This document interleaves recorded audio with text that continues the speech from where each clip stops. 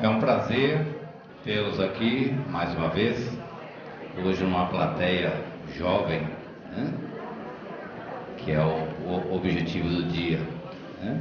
Então nós já estamos aí com a Anete ontem, né? Aproveitando dela já em 2 eventos, e ficamos então satisfeitos e alegres de vocês estarem conosco no dia de hoje. Nós vamos aproveitar mais um pouquinho dela nessa vinda para Marília, e como temos dito, estamos muito gratos por ela ter aceito, né, o nosso convite de estar conosco aqui, trazendo esse manancial de conhecimentos, de informação, de vivência que ela adquiriu e vem adquirindo através da sua vida. Eu não vou falar muito sobre ela, porque eu acho que a grande maioria, se não todos, né, já deve estar acompanhando a Anete pelo YouTube por aí, né, nas palestras, nas informações que ela tem trazido. Então nós vamos apenas agradecer imensamente pela presença dela, né? Nós não vamos ligar ar-condicionado. Se vocês acharem que está calor, abre um pouco a janela lá, tá? Eu acho que não chega a justificar o ligar. Vamos então fazer a nossa prece inicial, elevando os nossos pensamentos a Deus, para que nós possamos nos sentir envolvidos pelas suas bênçãos, pela sua paz, pela sua luz, que possamos nos sentir abraçados pelo seu amor, envolvendo os nossos corações, balsamizando as nossas aflições, as nossas angústias, e nos dando esperança de vidas melhores, de possibilidades melhores. Que Deus possa abençoar a todos que aqui estão, que possa abençoar os nossos lares, que possa abençoar aos outros lares, que possa abençoar aqueles nossos irmãos necessitados, aflitos, doentes, que passam ali pelas suas dificuldades, pelas suas provações, que possam sentir a presença de Deus nas suas vidas. Que assim seja, Senhor.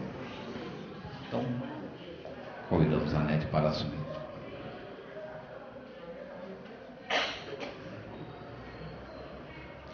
Um bom dia a todos. É um prazer estar com vocês na manhã de hoje. E nós vamos falar hoje sobre fé e razão, né? Bom, aqueles que já me conhecem sabem que eu sou uma professora. E um quadro de giz é uma coisa irresistível para um professor antigo. Então eu vou usar esse lindo quadro de giz para a gente trabalhar. E vocês não vão assistir uma palestra, né? Até porque disseram que era uma plateia de jovens. Todos jovens estão acostumados a trabalhar. Então nós vamos trabalhar um pouquinho aqui, né? Vamos trabalhar como? Que nós vamos falar basicamente do significado do que é espiritismo, né? Então nós vamos trabalhar. Deixa eu pegar aqui o meu giz. Quando a gente começa qualquer discurso de qualquer tipo, em qualquer área, eu sempre explico, tá? Eu pego alunos de várias disciplinas diferentes, né? E eu falo sempre, tem 2 palavras que dão problema, sempre. As palavras são conceito e definição, né? O que vem a ser conceito? É o que você acha que alguma coisa é. E eu sempre digo, você tem o direito inalienável de achar o que quiser sobre qualquer coisa. Então você tem esse direito. Você pode achar o que você quiser, você pode discordar o que você quiser. Dentro da sua mente você pode ir para onde você quiser.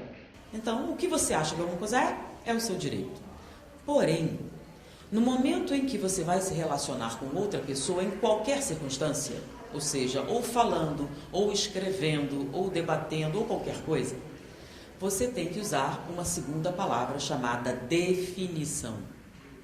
Qual a diferença entre conceito e definição? Conceito é o que você acha que alguma coisa é. Definir é dizer de tal maneira que essa coisa não se confunda com outra. Se você não tomar esse cuidado, muitas discussões são estéreis ou não são racionais. Por exemplo, o que é que seria isso? Tá? Uma discussão não racional. Então eu começo a falar sobre manga, por exemplo. Eu acho a manga uma coisa muito útil. Aí ele chega e diz que odeia manga. E nós começamos a discutir, eu falando do mérito, ele do demérito. Eu estou falando da manga da blusa e ele da fruta. É uma discussão racional? Por que não?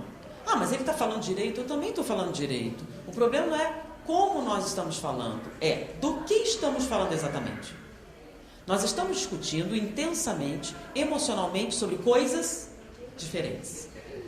Vamos chegar a uma conclusão algum dia? Não, por quê? É impossível nós chegarmos a uma conclusão com essa discussão. Por quê? Porque não sabemos do que estamos falando. Então você começa a discutir intensamente sobre um determinado tema que não foi bem definido. O que acontece? Pode ser que vocês estejam falando a mesma coisa sobre coisas diferentes. Então essa discussão vai chegar a um fim? Não. Então, se vocês notarem, discussões problemáticas, normalmente o problema não está na discussão ou na argumentação, e sim no início, na identificação do que vocês estão dizendo. Por isso, não dá para você começar nada sem definir, tá? E o que significa definir? É delimitar a coisa. Quais são as condições que alguma coisa tem que ser para ser o que você está dizendo? Aí você vai saber quais são as restrições. Ah, eu estou falando disso com exceção dessa circunstância. Eu estou dizendo disso, para isso ser verdade, tem que ter isso, isso e isso antes. Então, quando nós estamos no mesmo nível, aí nós podemos discutir. Tá? Então, só que a racionalidade tem algumas regrinhas para uma coisa ser racional. Tá? Então, eu vou dar para vocês a regrinha. Tá? São as chamadas leis da racionalidade, ou princípios da racionalidade. São muito, muito óbvios para algumas pessoas. Ah, mas se é tão óbvio assim, por que você precisa falar? É, porque apesar de ser óbvio, muita gente não usa. Então, o primeiro princípio da racionalidade. Princípio da identidade, que é esse que a gente está falando. Tá? Então, identidade ou identificar alguma coisa é o quê? Definir, né? Do que estamos falando exatamente. Então, é aquele o quê? Então, aquela pergunta, o quê? É a primeira regra da racionalidade. Do que estamos falando? Então, vamos primeiro delimitar o nosso conceito. Então, esse é o princípio da identidade, tá? Então, eu sou a Anete. Por que você... Aí eu explico todos os detalhes. A sua Anete tem uma carteira de identidade para provar, tem isso, tem aquilo, tá? Bom, identidade. Segundo princípio. Princípio da não contradição. Ou uma coisa é, ou uma coisa não é. Ela não pode ser e não ser ao mesmo tempo. Então, por exemplo, ou essa toalha é branca, ou ela não é branca. Ela pode ser branca e não branca ao mesmo tempo? Ah, mas isso é óbvio. Tem certeza que isso é óbvio? Pois é. Isso é tão óbvio que essa é a base que a gente chama de dilema. O que é um dilema? Eu coloco você entre uma opção. Então, vamos lá. Uma coisa é ou não é, certo? Então eu digo, isso é A. E aí, explico para vocês o que é A. Todo mundo entendeu o que é A, certo? Aí eu faço uma relação de A. A é igual a B. Vocês entendem isso? Que A é igual a B? Bom, se vocês sabem o que é A, tá? E sabem o que é B, eu posso fazer, né? A é igual a B. Vocês concordam ou não concordam? A pode ser igual a B e não ser igual a B ao mesmo tempo? Pode ou não pode? Pode? É mesmo. Vamos lá.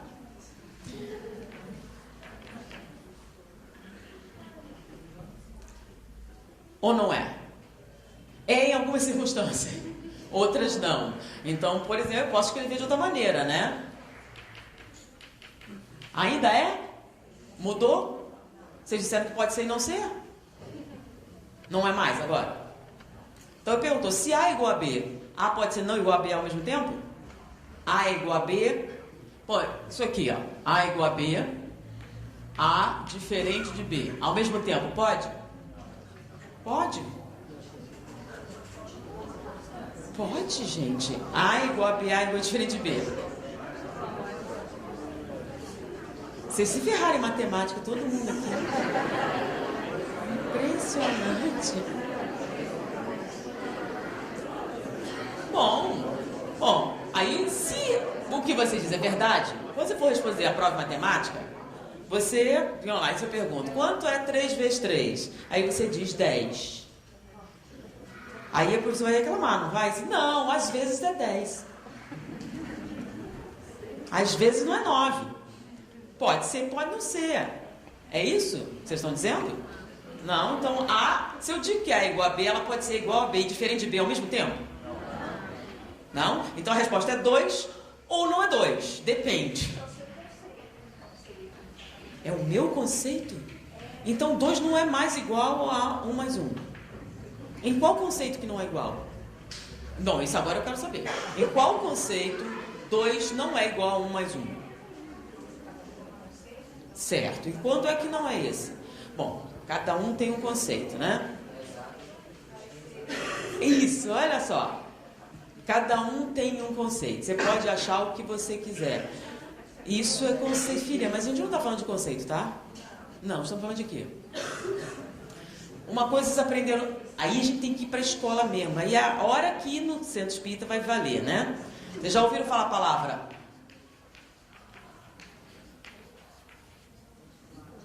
Já viram? Tá? Então, por exemplo, como é que a gente encontra uma reta no espaço?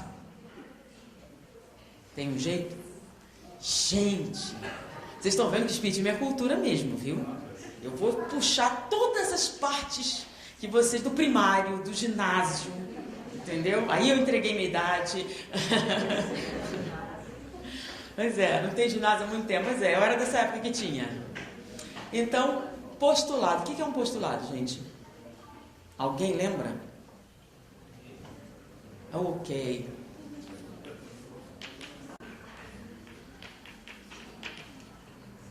Princípio. Bom, nossa amiga, ela segue a seguinte filosofia: nenhum de vocês existe, só ela. Todas as outras pessoas são imaginação. Como é que eu posso ter certeza se vocês existem? Vocês todos podem ser invenção da minha imaginação.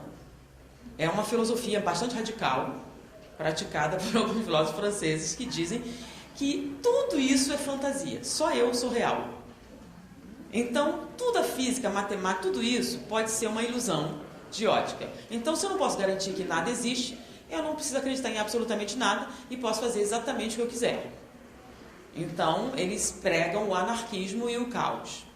Tá? Porque como eu não tenho certeza se você é real ou não, se eu te matar, na verdade eu não te matei. Eu matei alguém que é fruto da minha imaginação.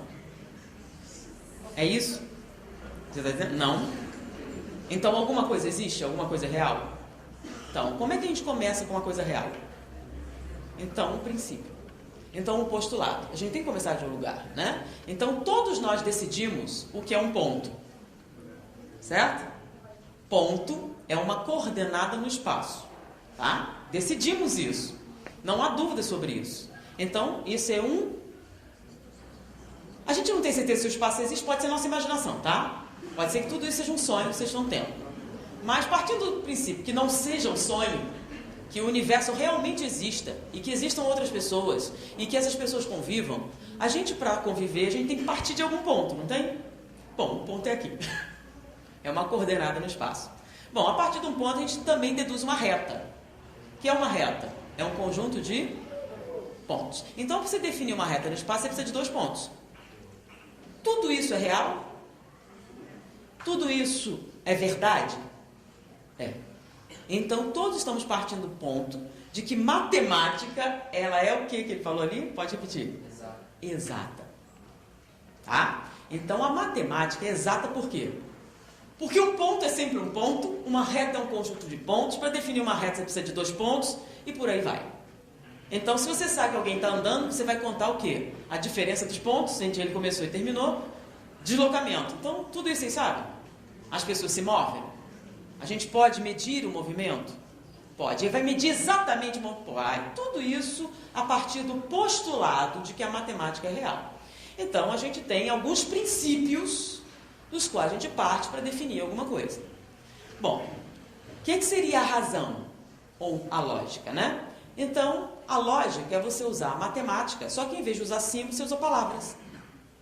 Então, quando eu digo que 1 mais 1 é igual a 2, vocês acreditam nisso? Por que vocês acreditam nisso? Sem exceção. Porque é um... Então, que este símbolo aqui, o 2, tem alguma dúvida de que é um 2?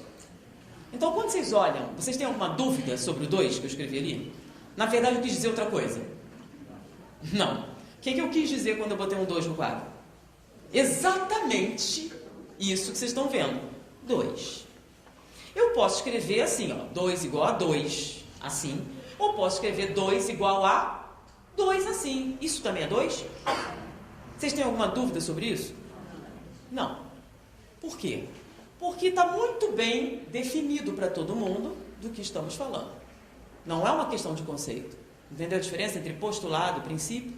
Então, não é uma questão de conceito. Aqui a gente vai discutir sobre isso? Não. Tá? Eu posso escrever 2 assim, eu posso escrever 2 assim, eu posso escrever até sobre fração, eu posso usar raiz, eu posso usar um monte de coisa, mas no final, todo mundo sabe que 2 é 2. Então, 2 pode ser essa resposta.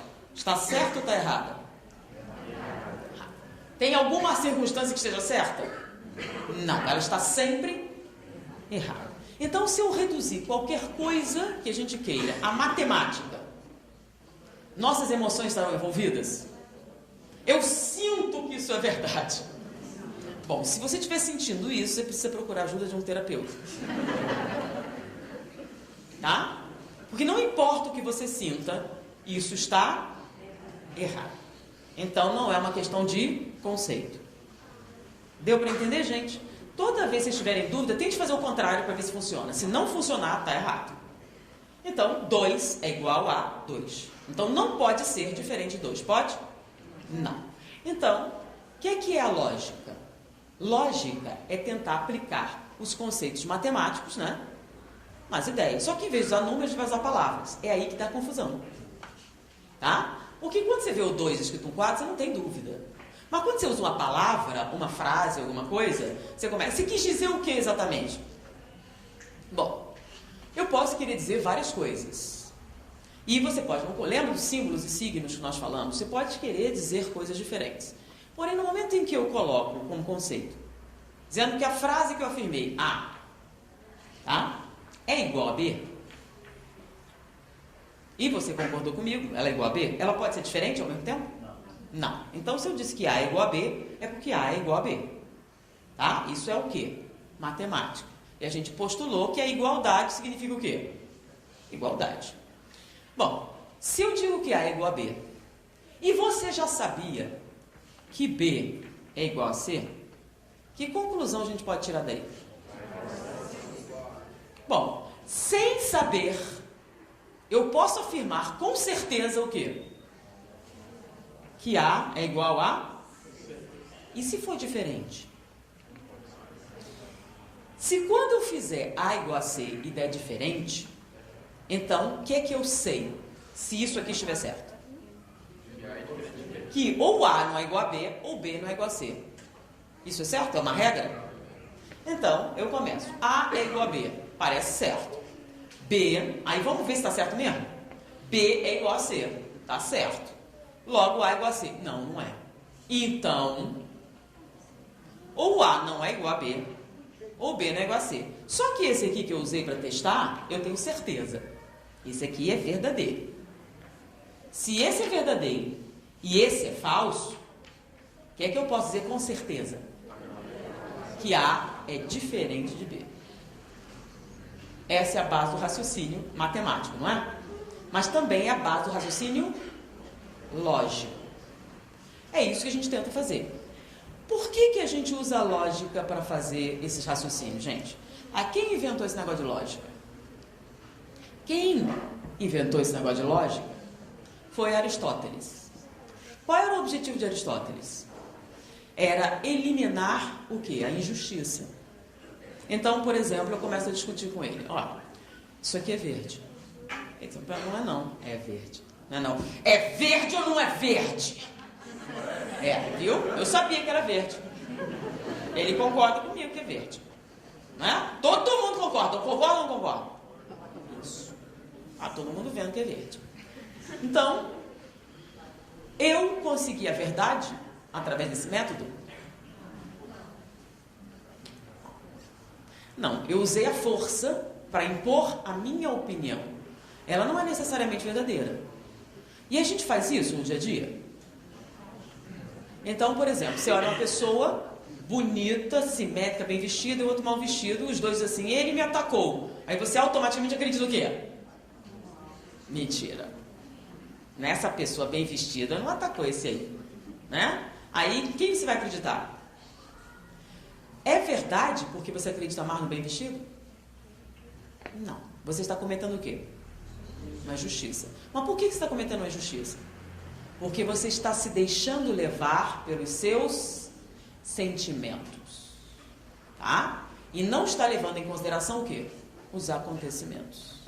Nem toda pessoa bem vestida é honesta, tá? Nem toda pessoa mal vestida é mentirosa, tá? Assim como as pessoas muito bonitas não são necessariamente sinceras.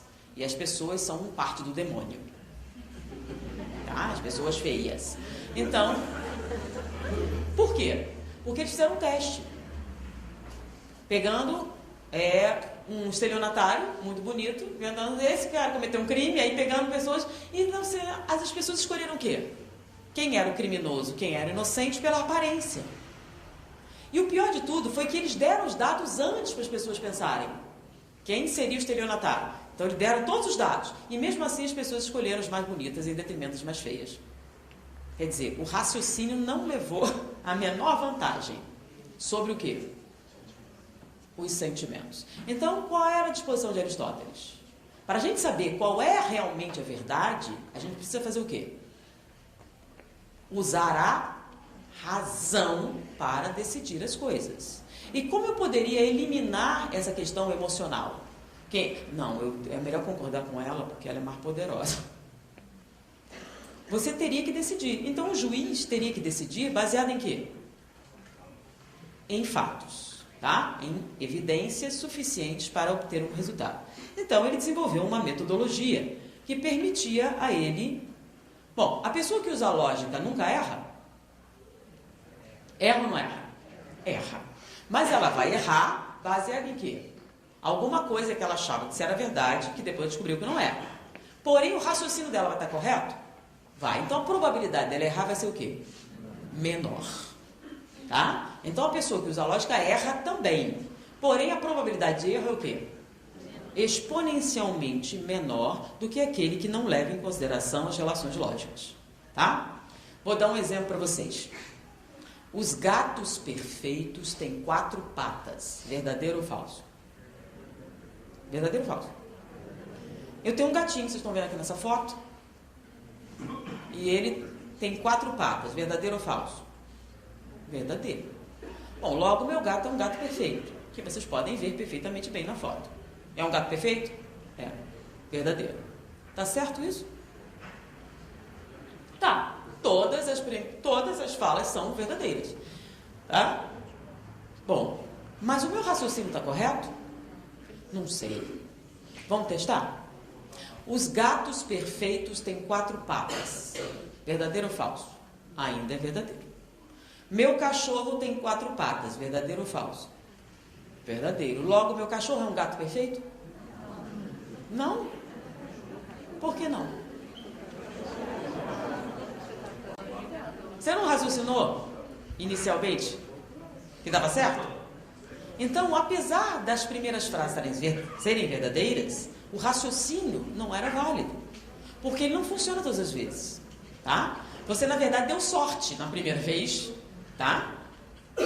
Que o gato era perfeito. Por quê? Porque afirmar, tá, que o meu gato tem 4 patas não é razão suficiente para eu dizer que ele é perfeito. Deu para entender, gente? Então, às vezes, nós usamos raciocínios que não são o quê? Lógicos. Parece certo. Ah, mas foi certo uma vez. Não significa que será certo o quê? Todas as vezes. Porque esse raciocínio não é válido. Agora, se o raciocínio fosse válido, o que aconteceria? Um raciocínio válido, com premissas verdadeiras, dá sempre uma conclusão o quê? Verdadeira. Tá? Então, o nome disso é lógica. Lógica é um método. Mas a gente começa com os conceitos. Então, o que é o tal do dilema? Tá? Então, eu pego, você afirma que A é igual a B. Beleza? Você acredita mesmo que A é igual a B. Você crê profundamente nisso. Todas as suas emoções estão ligadas a acreditar que A é igual a B. Beleza. Você sabe o que é A? Você sabe o que é B? Então vamos testar suas crenças. De que maneira? Eu vou pegar B, que vocês sabem o que é, e digo B é igual a C. Vocês sabem o que é B? Vocês sabem o que é C? Vocês concordam que B é igual a C? Concordamos, tudo direitinho, beleza. Então pela lei, lembra? Matemática, eu pego então, se vocês concordam com tudo isso, eu posso afirmar, sem sombra de dúvida, que A é igual a C. Ah, não. Ah, sim. Ah, não. Ah, sim. Não, mas isso não é verdade. Você acredita que isso não é verdade? Sim, isso não é verdade. Bom, isso não pode ser verdade. Não, não pode ser verdade. Então, se isso não é verdade, você vai ter que escolher. Ou isso, ou isso. Como é o nome disso? Dilema. Tá? Então, um dilema filosófico é exatamente isso. Eu vou trabalhar com a lei da igualdade, princípio da não contradição, com o princípio da identidade, para fazer você mudar de ideia. Foi ou não foi? Não foi, não. Foi? Ok, então podemos testar isso. Vocês entenderam o que eu falei? Alguém não entendeu? Se não entendeu, fala aqui agora. Que a gente vai sacudir os pensamentos. Ok? Muito bem, então vamos testar. Bom, Anete, o que isso tem a ver com o espiritismo? Tudo a ver, né? Então vamos lá. Partindo disso, acho que vou deixar até escrito aqui do lado, só para vocês relembrarem, né? Ó, A é igual a B, sendo A igual a B, sendo B igual a C, isso implica que o quê? Concordam ou não? Alguém tem alguma dúvida sobre isso?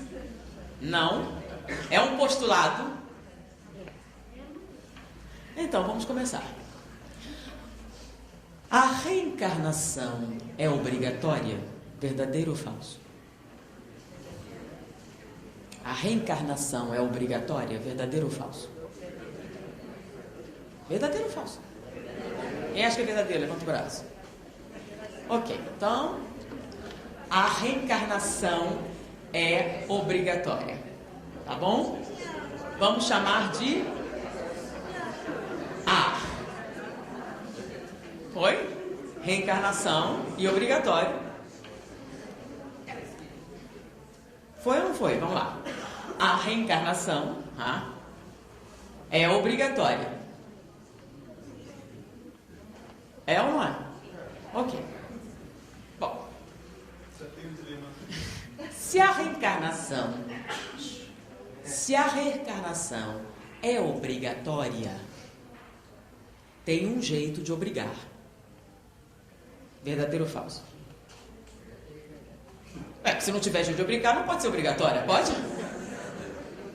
É ou não é? Se ela é obrigatória, então tem que ter um jeito de obrigar, tem ou não tem? Se você disser que não tem jeito de obrigar, então,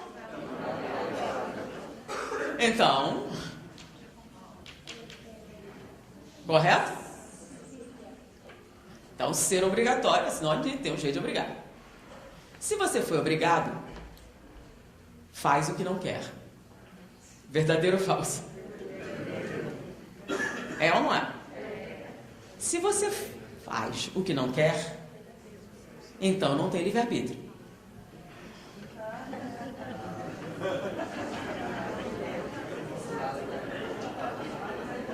Sim ou não? Ok. Bom, eu continuo usando.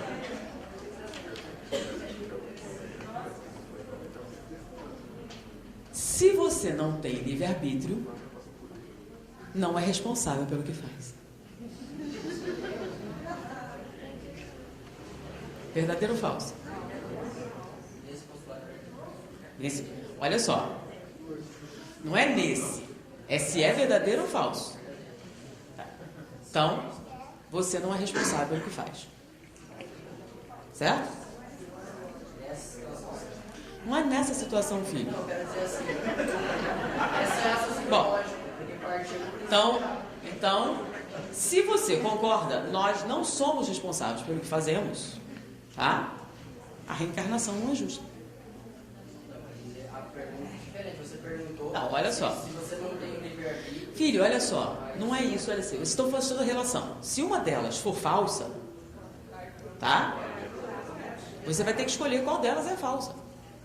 Eu coloquei você num dilema. Você vai ter que escolher ou a reencarnação obrigatória, ou nós somos responsáveis pelo que fazemos. Porque se a reencarnação for obrigatória, você acabou de tirar a responsabilidade sobre seus atos. Se você tirou a responsabilidade sobre seus atos, você acabou com a doutrina espírita na sua estrutura básica. O que responsabiliza você, o que faz você responsável, tá? O tal do karma, aquela coisa, lei de causa e efeito, é justamente que você é responsável. Se você tirar a responsabilidade da criatura, não faz sentido nada, né? Então, você começou com a reencarnação obrigatória e terminou com o livre-arbítrio não existe.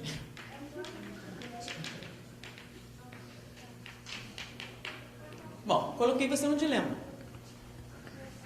Nós não temos livre-arbítrio? Bom, se nós temos livre-arbítrio, então, bom, aqui está tudo certo? Tá, então onde é que está o erro? Se nós não temos livre-arbítrio, o erro está onde? As relações estão certas? Então, só pode ser errado o quê? Então, a reencarnação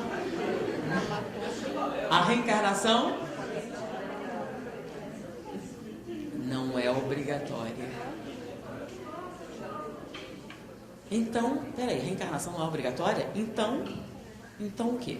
Ah, mas ela é necessária? Sim, necessário é uma palavra, obrigatório é?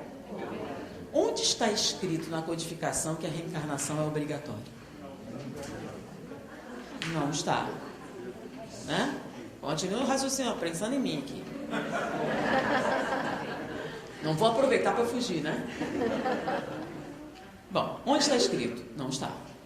Tem alguma coisa escrita? Tem. A reencarnação é...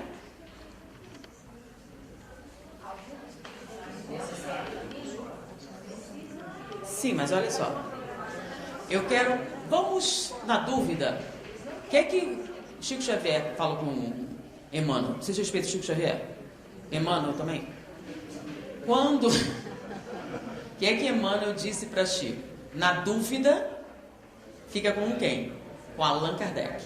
Então vamos perguntar, Livro dos Espíritos. Fala sobre reencarnação? Está escrito que é obrigatória? Não. Está escrito alguma coisa? Tá, está escrito alguma coisa. O quê? Ele está procurando a janela aberta. Se você abrir em cima, acho que ele sai. É que tem grade. Então, olha só. Voltando aqui, gente. O que é que tem na codificação? A reencarnação é o quê? Vou lembrar.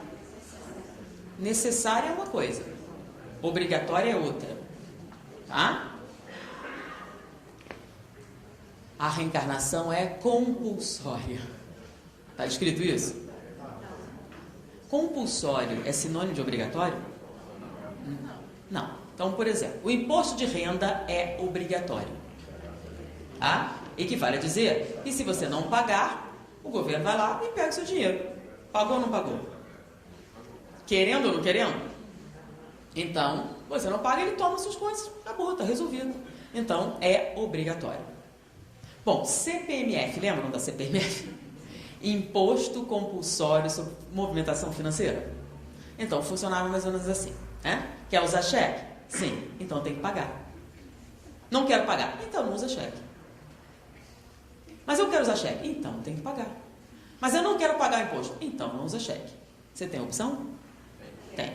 Então, vamos imaginar alguém sofrendo muito lá no umbral. Está sofrendo miseravelmente no umbral. Aí o mentor chega. Quer sair? Quer. Então tem que reencarnar. Não quer, então fica aí.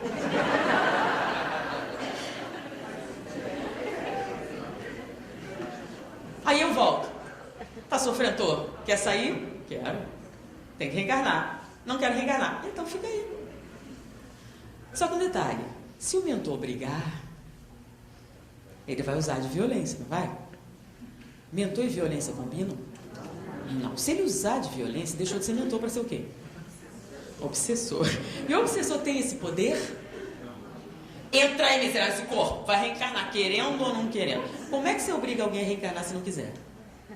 Fala sério. De que jeito? Até porque o corpo é formado a partir da sua mente. Se o seu conteúdo mental não combinar, não tem jeito. Já leram na literatura que o cara desistiu da reencarnação e você vai lá doutrinar para ele concordar? Sim. Então o espírito pode ficar lá quanto tempo no mundo espiritual? Quanto tempo? Ele tem livre-arbítrio? Ok, mas se quiser sair, o que acontece? Tem que reencarnar. Tá? Mas se não quiser reencarnar, pode ficar lá? Mas, lembra que o espírito é o princípio inteligente do universo? Você é burro até certo ponto. Num determinado momento. E lembre-se que para ser mentor, você tem que ter uma qualidade, uma paciência. Então, 30 anos depois, meu filho, você não cansou não? Não é aí não? Não, cansei. Então vamos reencarnar? Bora. Ele concordou? Eu estou obrigando ele a reencarnar? Não, porque eu não posso fazer isso. Tá? Concordou? Bora. Então você reencarna. De quem é a responsabilidade? Eu violei seu livre-arbítrio? Bom, mas ele não tem escolha? Não, ele tem, ele pode ficar lá. O que acontece é que você vai num buffet, né? Quem chega primeiro tem 32 opções. Quem chega por último? Tem 2, sobrou arroz com feijão, quer? Então, se você não se compromete e fica para trás, você tem opções. Você pode escolher seu pai, sua mãe, mas tem gente que não tem. É reencarnar ou reencarnar. Tá? Você não tem opções dentro do quê? Do programa reencarnatório. Mas tem a opção de não reencarnar se não quiser. Agora, se não reencarnar, você fica ainda... Suas opções começam o quê? Então, no momento que você decide reencarnar, não tem nenhuma escolha a respeito de como vai ser. Somente se reencarna ou não. Então, a reencarnação é obrigatória? Não. Então, você tem livre-arbítrio? Sempre. Porque o livre-arbítrio é a base estrutural da doutrina espírita, que é justamente a justiça. Porque se você for obrigado a fazer o que não queria, qualquer coisa que der errado é culpa de quem? De quem obrigou. Tá? Então, eu obrigo você a entrar no corpo que você não queria. Aí dá tudo errado. A culpa foi do mentor. Eu não queria. Sabia que ia dar errado. Ele insistiu. Começaram a entender? Entenderam o que é raciocínio? Ah, mas eu sempre ouvi. É necessário sim, é muito necessária. Tá? Mas ser necessário não é sinônimo de ser obrigatório. Porque obrigatório é sinônimo de não ter livre-arbítrio. Foi ou não foi? Bom, mas como é que a gente vai usar a base do raciocínio? Sim, lembra dos princípios? Esse aqui eu vou deixar aqui, né? Mas quais são os princípios espíritas? Vocês sabem? São 5. Deus. Deus. O que mais? Imortalidade. Comunicabilidade. Reencarnação. Evolução. Evolução, né? Mas basicamente progresso, né? Evolução e progresso. Então, são os 5 princípios espíritas. Se algum raciocínio... Então, lembra do princípio? Postulado? Ponto, reta. Então, se algum raciocínio ferir um desses 5 princípios, não é um raciocínio espírita. Então, você vai usar todas as técnicas de raciocínio que você aprendeu, tá?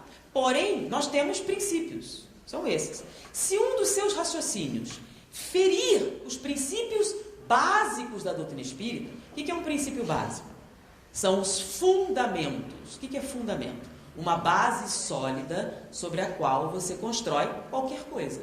Seja uma construção, seja uma ideia. Então, se a sua filosofia, a sua vivência, seja lá o que for, não tem fundamentos, o que acontece? Na hora que você mais precisar, ela desaba. Lembra? O que acontece se construir sua casa sobre areia? Quem disse isso? Então, se você construir sobre areia, o que acontece? Vem uma onda aí. Então, para ela sobreviver, ela tem que ser construída onde? sobre a rocha. Qual é a rocha sobre a qual se constrói a filosofia espírita? Deus, imortalidade da alma, comunicabilidade do espírito, reencarnação e evolução. Então, todos os raciocínios que você fizer com relação a qualquer coisa que você queira, elas têm que ser embasadas onde? Então, alguém apresenta para você uma tese. Aí você... Essa é uma tese legal, mas não é espírita. Por que não? Fere um dos 5 princípios? Fere, então não é espírita. Para ser espírita, ela tem que atender o quê? Então você começa um raciocínio para explicar alguma coisa. Feriu um, já não é. Então a reencarnação é legal, muito legal, você usa. A reencarnação obrigatória fere um. Qual delas? Qual? Reencarnação obrigatória fere qual princípio? O que é que acaba se a gente... Vamos lá. Vocês acreditam em Deus? Eu não vou falar exatamente, vai ter que mudar, né? Tem certeza que acredita em Deus? O Criador? Não? Não acredita que Deus é o Criador? É o Criador de todas as coisas? Bom, para ele ser o Criador de todas as coisas, ele tem que ter alguns atributos, certo? Para você criar todas as coisas, você tem que ser onipotente, que é equivalente a dizer pode tudo, lembra? Se A é igual a B. Bom, se Deus é o Criador, ele é onipotente. Se ele é onipotente, ele também é onisciente, certo? Sabe tudo. Para poder tudo, você tem que saber tudo. Bom, para você saber tudo, você tem que ser onipresente. Tem que estar em toda parte. Concordam? Então, para ser o Criador, tem que ser onipotente, onisciente, onipresente. Bom, vocês acreditam que Deus é bom? Deus é bom? E justo? Bom e justo. Ok. O mal existe? Bom, se o mal existe, então, o Deus não é onipresente. Se não é onipresente, não é onisciente. Se não é onisciente, não é onipotente. Se não é onipotente, não é o Criador. Logo, Deus não existe. O mal existe ou não existe? O mal é a ausência do bem. Então, olha só. Então, vamos lá. O mal é a ausência do bem. Se o bem está ausente, ele não está presente, certo? Princípio da não contradição. Se o bem está ausente, não está presente. Como Deus é o bem e é onipresente, ele deveria estar em toda parte. Se ele não está em alguma parte, Deus não está ali. Se Deus não está ali, não é onipresente. Se não é onipresente, não é onisciente, não é onipotente, não é o Criador, não é Deus, não existe. Então, e aí? Como a gente sai dessa? Vocês não entenderam alguma coisa que eu falei? Vão mais devagar. Mais lentamente. Então, Deus, Criador. Quando você fala Criador, Criador de quê? Todas. Para ser o Criador, ele é onipotente. Certo? Pode tudo. Para ser onipotente, tem que saber tudo. Ele é onisciente. Sabe tudo. Para saber de tudo, ele tem que estar o quê? Em estar presente em toda parte. Certo ou errado? E vocês acrescentaram que além de tudo isso, ele é bom. Não, ele é mau. Lembrem-se, princípio para a nossa discussão ser racional, não virar teologia, a gente tem que entender o princípio da não contradição. Ou ele é bom ou ele é mau, vocês têm que escolher. Ele pode ser bom e mau ao mesmo tempo? Não, então Deus é bom ou é mau? Bom. Além de bom, ele é justo. Certo? Então Deus, para ser Deus, o Criador, ele tem que atender a todos os quesitos? Bom, o mal existe? Então, quando você afirma que o mal existe, e a gente sabe que o mal é o quê? O oposto do bom. Então, onde o mal existe, o bem não existe. Mas vocês afirmaram que Deus está em toda parte. Qual é o lugar em que Deus não está? Tem algum lugar em que Deus não está? Não? Então, Deus é mau. Bom, se é mau, não é bom. Se não é bom, ou não é onipresente, não pode ser o Criador. Então vocês vão ter que escolher. Ou vocês acreditam em Deus, ou o mal existe. Isso é um dilema. O mal não existe. Então, o mal não existe. Bom, concorda ou não concorda? Olha só, eles não concordam com você. Você acredita em Deus, eles não.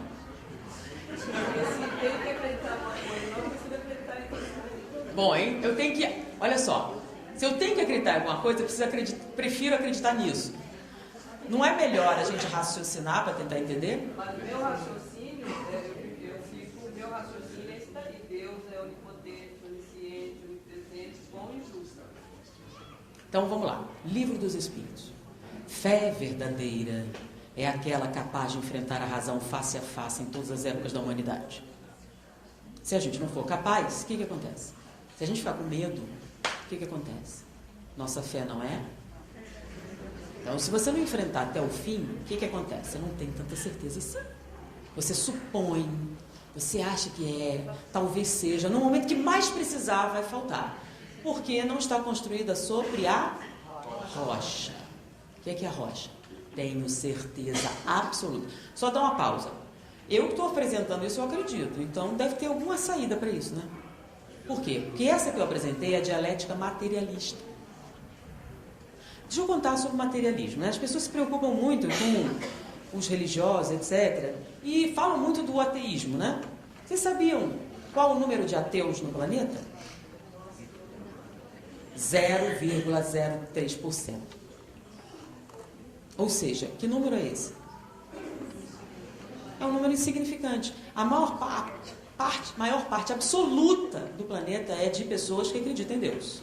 Então eles são insignificantes. Quando foi que os ateus aumentaram? Normalmente eles aumentaram. Primeira vez depois da Primeira Guerra Mundial, depois da Segunda Guerra Mundial. E a cifra é impressionante de 0, não, 3 é a quantia. Sim. Então a quantia é impressionante, 0,05. Então, por quê? E normalmente eram homens com mais de 50 anos. Tá? Então, eles são importantes assim?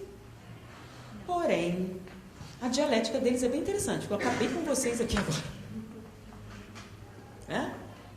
E vocês não sabem sair. Então, vocês são todos místicos.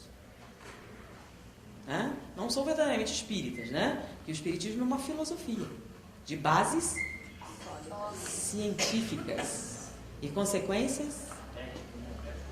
Então, vocês acabaram com o quê?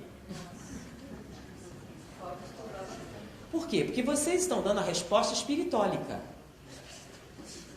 Tem uma resposta espírita? Sim, se vocês lessem o primeiro capítulo do Livro dos Espíritos, mas a gente não lê por quê? Eu já acredito em Deus, aí você pula. E vai para as leis morais. É óbvio que Deus existe. E pula essa parte chata, só para ter certeza se Deus existe ou não. Aí você pula e vai para as leis morais. Aí quando você pula, perdeu isso aqui. Né? Porque Allan Kardec pergunta isso? Sim, Allan Kardec pergunta isso. Allan Kardec esclarece isso? Sim, Allan Kardec esclarece isso. Inclusive no livro O que é o Espiritismo, ele leva mais longe essa discussão. Mas eu sou espírita mesmo, nem li esse livro. Então, nos Estados Unidos da América do Norte, ele foi fundado, lembra as 13 colônias inglesas? Foram pessoas que fugiram da perseguição religiosa na Inglaterra e fundaram os Estados Unidos. Então eles foram lá para criar uma terra nova. E uma das coisas que eles fizeram questão de introduzir na nova terra foi a liberdade religiosa. Porque eles foram perseguidos. Eles eram tão apegados à liberdade da prática da sua religião que quando eles se libertaram, eles colocaram na Carta dos Direitos, tá? A liberdade religiosa. A liberdade de expressão. Então é uma coisa sagrada para os americanos e está na base da sua fundação.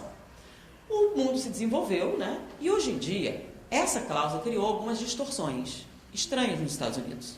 Então, por exemplo, lá os direitos civis são alguma coisa muito séria. Então você não pode discriminar ninguém pela sua raça, pelo seu sexo, pela sua religião, no seu trabalho, por exemplo, que você vai para a cadeia. Não pode fazer isso na TV, não pode fazer isso em lugar nenhum, a não ser num lugar. na sua igreja. Por quê? Porque se você acredita num livro sagrado qualquer e esse livro diz que mulher não presta, dentro da sua igreja, você tem o direito de pregar isso, de dizer isso e de veicular isso. Liberdade religiosa. Agora, se você disser isso no seu trabalho, você vai para a cadeia.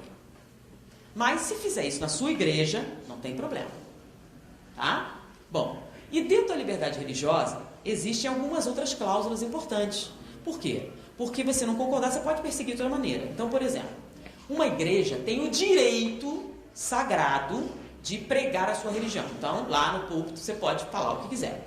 Tem o direito de divulgar a sua fé. Então, você tem o direito de pregar para os outros. Então, o que vai dizer que se você quiser fazer uma prédica para a população, você vai na polícia, consegue um alvará, aí vai ter um espaço público, tá? Você avisa tudo, a polícia vai estar lá para garantir a sua liberdade e você pode despejar todo o veneno que você tiver dentro de você, em nome da sua religião. Tá? Pode mandar matar um homossexual, pode mandar prender a mulher, fazer o que você quiser. Naquele período de tempo, que é o quê? Liberdade religiosa. Então, pregar sacrifício animal é proibido, matar animais, mas a sua religião pressupõe lá, matar galinha, fazendo não sei o quê, você tem esse direito de fazer isso, tá? Dentro da sua religião. Você tem o direito, tá, de expandir a sua fé, de fazer ela sobreviver. Então, você tem o direito de pregar para crianças e jovens. Então, você chega no colégio, avisa o diretor, eu quero fazer uma pregação da minha religião, tá? Aí ele vai te dar uma autorização, com a aquiescência da polícia, vai receber uma sala, vai poder botar lá no quadro de aviso que vai ter essa palestra, vai distribuir papel para as crianças irem e vai lá dentro do colégio sentar lá e fazer a sua pregação maluca que você quiser dentro da sua religião doida. Tá? Não pode obrigar a criança a ir. Mas se a criança entrar lá, o diretor não pode coibir você de dizer maluquice para as crianças. Deu para entender? O nome disso é liberdade religiosa. Tá? Você pode dizer que os ETs vão buscar todo mundo numa nave espacial, você pode fazer o que você quiser. Tá bom? Dizer que Jesus foi lá para os Estados Unidos pregar para os índios, escrever um livro, etc. Você pode. Bom, aí você pode escrever um livro contendo seus pensamentos religiosos. E tem lá, religião. Então, se a palavra religião está no seu livro, você pode escrever coisas ali dentro. Se não tiver, você não pode. Tá? Porque seria o quê? Se você diz assim, devemos acorrentar as mulheres em cada cama, e escreve um livro qualquer, ele vai dizer que apologia do crime, da escravidão, não sei o quê. Mas se é um livro religioso, Maomé diz que você tem que acorrentá-la pela cama, você pode. Entendeu? Entendeu a diferença? Bom, um grupo foi na Suprema Corte Americana dizer que os seus direitos civis não estavam sendo respeitados. Eles tinham uma religião diferente e as pessoas não respeitavam. Né? Então, eles ganharam o direito de pregar a sua religião. E eles criaram uma igreja, a igreja do grande espaguete voador. E qual a doutrina que eles pregam? O ateísmo. Por que eles disseram o seguinte? Toda vez que a gente vai falar contra a religião, vocês vêm para cima da gente com a lei contra a liberdade religiosa, né? E eu não tenho liberdade de dizer que Deus não existe e nada disso existe? Então, eu quero meu direito respeitado. Então, eles fundaram a igreja ateia. E deram o nome de Igreja do Grande Espaguete Voador. Vocês acreditam em Deus? Eu acredito no espaguete voador. Nada. Bom, o conteúdo da sua doutrina é o ateísmo. Que Deus não existe. Bom, fundaram a igreja. E aí, eles passaram a ter o direito de quê? De escrever livros sobre ateísmo. De pregar o ateísmo para as pessoas e nos colégios. Uma sala para pregar o ateísmo. Então, eles podem ir lá, falam com o professor, e eles têm uma sala e pode falar para as crianças jovens sobre o ateísmo. Mas, hoje em dia, a Igreja do Espaguete Voador se espalhou por 56 países. Os seus cultos têm legendas em vários idiomas. E no seu site tem lá, nós praticamos a verdadeira caridade. Porque eles recolhem donativos. E eles dizem que todos os funcionários do Espaguete Voador são voluntários. Ninguém ganha nada. Todo o dinheiro arrecadado, aí ele diz, é investido em Médicos Sem Fronteiras, campos de refugiados, políticos de gênero, etc. E eles ainda afirmam Nós praticamos a verdadeira caridade porque o nosso principal concorrente, o Exército de Salvação, recolhe donativo de todo mundo, mas só ajuda quem é protestante. Nós ajudamos qualquer pessoa, independente da sua raça, credo, religião ou gênero. Tá bom? E eles arrecadam um bom dinheiro. Bom, como é que você soube disso? Um dia eu estava em casa, aí meu filho chegou para mim: mãe, vem cá ver a igreja dos ateus. Não, filho, ateu não tem igreja. Mãe, vem ver a igreja dos ateus. Meu filho, ateu é aquele que não acredita em Deus, logo não tem igreja. Vem cá ver então o que é isso. E aí, estavam meus 3 filhos sentados assistindo o culto da igreja do espaguete voador. Bom, não é só tão simples assim, né? O patrono da igreja do espaguete voador chama-se Richard Dawkins. Quem é Richard Dawkins? Pode ser que vocês não conheçam, mas ele tem uma fama internacional muito poderosa. Ele é um bioquímico e ele descobriu o gene egoísta, o que deu fundamentação à tese de Darwin, da evolução. E junto com ele há um outro. Assim, Richard Dawkins foi candidato a um prêmio Nobel. Tem mais. Junto com ele está Klaus Lawrence, que é um cosmologista, o mais importante depois do Stephen Hopkins. Então, também candidato ao prêmio Nobel. Né? Então, os dois. E mais um terceiro, que é um prêmio Nobel. São os patronos da igreja do grande espaguete voador. E eles avisaram que estão escrevendo a Bíblia dos Ateus, que é um livro para pregar o ateísmo com todos os requintes necessários para que você possa ser convencido. Tá? Mas Richard Dawkins escreveu um livro que, quando foi lançado na Inglaterra, vendeu durante uma semana mais do que 50 tons de cinza. Ou seja, vendeu mais do que sexo. O que não é uma coisa, ele conseguiu. Por quê? Foi um dos primeiros livros sobre ateísmo, intenso, abertamente, escrito, foi o dele. E começaram vários debates. E todo debate que ele vai, ele ganha. Porque é mole, né? E foi exatamente o que ele disse. E vocês? Vão entrar para o espaguete voador? Eu não entrei para o espaguete voador. Então, só pausa, eu sou espírita, tá? Não sou do espaguete voador. Bom, se eu não sou do espaguete voador, que deve ter alguma resposta para isso, não tem? Então, em vez de brigar porque não responde ao que você sente, qual deveria ser a resposta racional? Mas é ignorância. Mas vamos lá, o Espiritismo tem a resposta? Tem. Se a gente lesse o primeiro capítulo, teria a resposta. Tá? E uma resposta que você tem que explicar. Porque se seu filho chegar para você: mãe, não quero mais dar matemática, quero largar. Você deixa? O que você faz? Você obriga ele para a escola, né? Então, no segundo grau, não quero mais saber de química, física e biologia. Você deixa? Por que você não deixa? Porque se ele não tirar o diploma do segundo grau, vai ser nada da vida, não é isso que você fala? Então você obriga, tá? Você obriga ele a estudar matemática, química, física e biologia. Se ele disser: não quero ir no centro espírita, você obriga? Claro que não, isso não é tão importante, é? Bom, Klaus Lawrence é físico. Richard Dawkins é um bioquímico. O outro é economista. Então fala sério. Qual é a linguagem que eles estão preparados para responder bem? Eu sinto que isso não é verdade. Ou a que o professor ensina na escola. E você obrigou ele. Foi ou não foi? Você obrigou. Então, se você obrigou ele a ir, qual é a sua obrigação também? Usar a mesma linguagem que ele está acostumado. Porque senão você vai perder. No último censo americano, o ateísmo aumentou 6% entre crianças e jovens. Isso nunca aconteceu na história. É a primeira vez que acontece. Sempre as crianças e jovens têm a religião dos seus pais. É a primeira vez que as crianças se posicionaram contra. Por que será? Então, agora talvez vocês devessem se preocupar em responder corretamente as perguntas sobre Deus. Faz sentido ou não faz? Então, a gente tem que falar isso com certeza. Então, olha só. Se Deus é o Criador e é tudo isso que vocês disseram, aí a pergunta: o mal existe? É um problema. Tá? O mal existe ou não existe? Quando você diz que ele é a ausência do bem, você está o quê?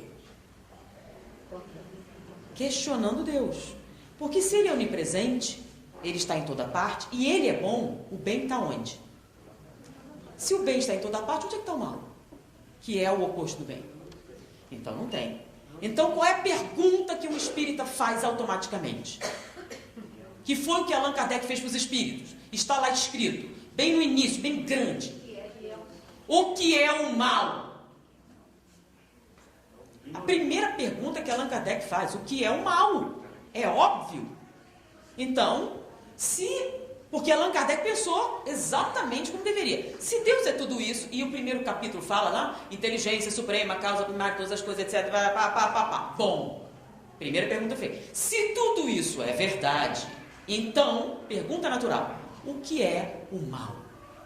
E Allan Kardec pergunta? Pergunta. Qual é a resposta? Não, isso aí é o final. Quero o começo. Qual é a resposta dos espíritos?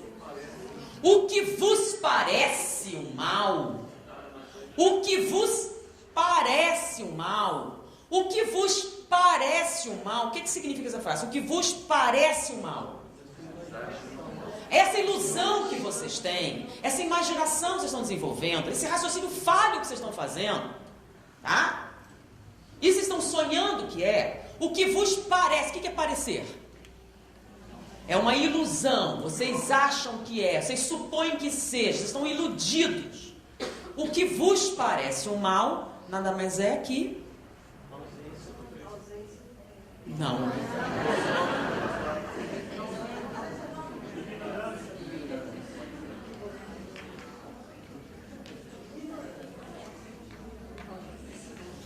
Ignorância pura. Não tem do bem. Vocês que inventaram. O que vos parece o mal, nada mais é que ignorância. Não entendi. Vamos entender. Uma criancinha de 2 anos entrou no salão, escapou, entrou no salão, tropeçou e bateu a cabeça na sua canela. Vai doer? Muito ou pouco? Muito. Devemos castigá-la pela sua incompetência? Por que não? Pô, doeu pra caramba. Não devemos castigá-la pela sua incompetência? Ela não sabia. Por que não? A incompetência não deve ser castigada? A incompetência não deve ser castigada? Olha só, gente, eu sei que a gente fica atento. Cada uma das perguntas que eu faço é para fazer você ter um pensamento. Então elas são importantes. Tá? Eu perguntei, devemos castigá-la pela sua incompetência? É claro que é uma pegadinha, tudo bem. Então já imaginaram o que é.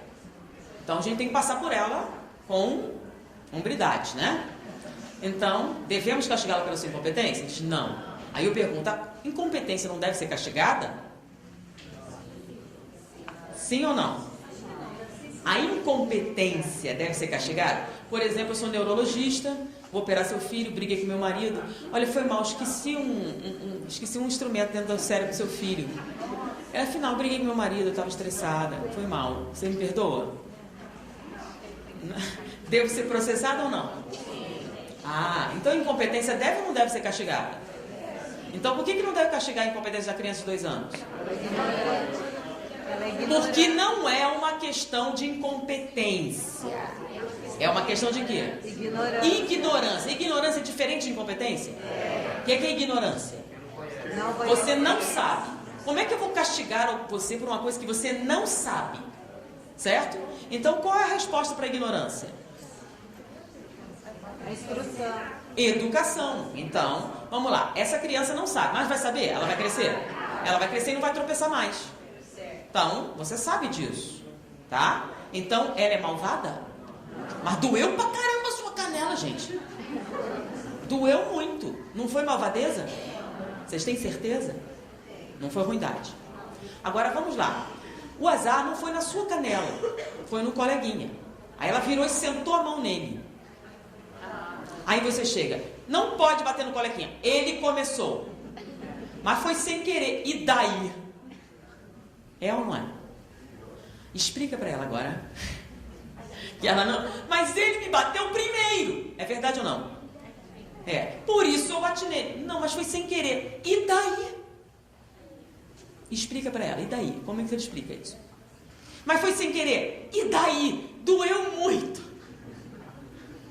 E eu vou me vingar. É ou não é? Explica para ela. Aí o que você faz? Deixa pra lá. Não pode, meu bem, não pode. Aí você interfere, né? Mas você vai explicar para ela? E ela vai entender? Não. Então vamos imaginar. Um espírito muito evoluído. Olhando para você fazendo muita besteira. Tadinho, tão criança. Mas vai crescer. Quando ele crescer, ele vai aprender. Mas não adianta explicar para ele, meu filho, não se vinga do seu irmão, ele não sabia. Sim, mas ele começou. Sim, meu bem, mas não é a mesma coisa. Sim, mas ele fez de propósito. Sim, meu bem, você não sabia das consequências. Você consegue? Não. Consegue para vocês? Não, por quê? Porque vocês são muito maus. Tudo parte de Satanás. Galera que vai para o inferno penar e queimar para toda a eternidade, não é não? É ou não é? Não? Não? Então, se não é uma cambada de seguidores de Satanás, vocês vão ter.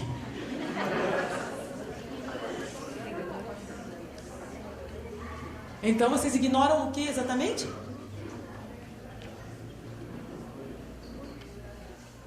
Né?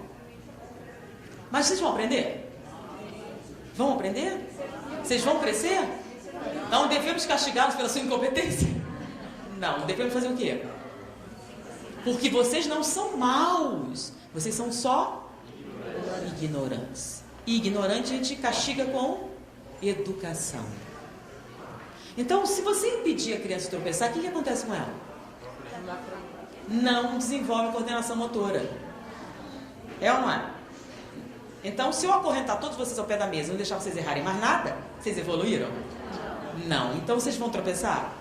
E muito. Até quando? Até aprender. Quando aprender, você tropeça? Não. Você se vinga do coleguinha? Não, você não se vinga mais do coleguinha. Porque você entende que o coleguinha não sabia o que estava fazendo. Perdoa, pai, porque eles não sabem o que fazem. E a gente não compreende bem. Ele foi tão magnânimo. Não, ele entendeu exatamente o que aconteceu. Simples assim. Então o mal existe? Não. O que vos parece um mal, nada mais é que a ignorância da justiça divina. Da reencarnação. Da evolução do progresso. Da imortalidade da alma. De todas essas coisas. Quando você tomar conhecimento de tudo isso, acaba isso. E você tem que entender também, vamos lá, faltou um item que eu poderia levantar, mas vocês disseram que Deus é bom, tudo bem, a gente já resolveu isso. Mas que é o justo? Deus é justo? O que é justiça? Essa pergunta não é minha, é velha, de Sócrates. O que é justiça? Direitos iguais. Tem outras coisas, né? Justiça podemos dizer que tem a ver com merecimento, quando cada um tem o que merece. Então, por exemplo, você faz o serviço, alguém promete salário e não paga. É injusto? Então, você merece mais. Então, uma coisa é justa quando todo mundo tem o que merece, certo? Deus é justo? Todo mundo tem o que merece? Sério? Todo mundo tem o que merece. Ok, nossa sociedade é justa? Não, a gente não tem o que merece.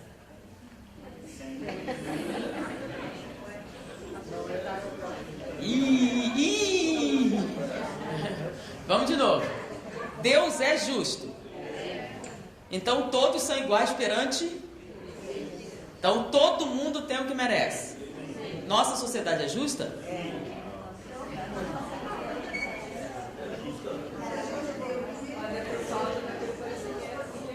Então vamos lá de novo. O que é a sociedade? É a soma de todos os indivíduos. Então, se é a soma de todos os indivíduos, e vocês disseram que todo mundo tem o que merece, a pergunta natural: a sociedade é justa? Cada um está onde sim ou não? Está. Sim. Bom, a sociedade é justa, então todo mundo tem o que merece. Nossas relações sociais são justas? Olha só, médico é sinônimo de medicina? Não. Então eu posso decompor a ideia?